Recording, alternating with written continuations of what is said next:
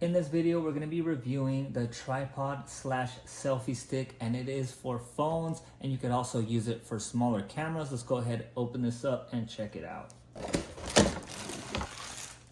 You guys, so it does come with a cell phone holder. That is pretty cool. Some tripods don't even come with that, so this is already a plus in my eyes. And you guys could see that it expands. You put your phone in there and then you just close it up just like that. We do have a screw in the back over here and then also on this side. And then it looks like we might be able to lock it over here on this side. So I did want to point that out. We do have a remote control, and it's cool because it's for Apple or for Android.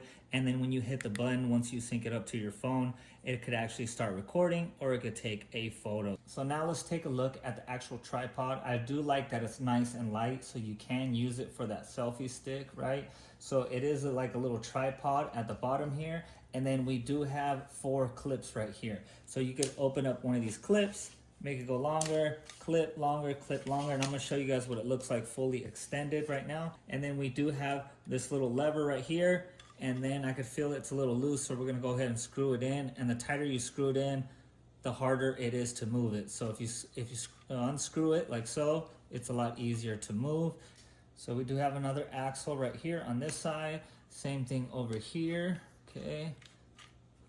Okay, so this flips it so you could have your phone vertical or horizontal depending on how you guys are trying to record. And you guys could see that there's a wheel right here, so you could actually screw in the top of the phone holder. And then it does have a leveler, so you guys know when you're straight ahead, when that bubble's right in the middle. I did want to point out before I get started, there is a lock and an unlock, and that's for the actual tripod right here. So if you do want to have it unlocked, you just turn it like so, and then you can actually open it up now.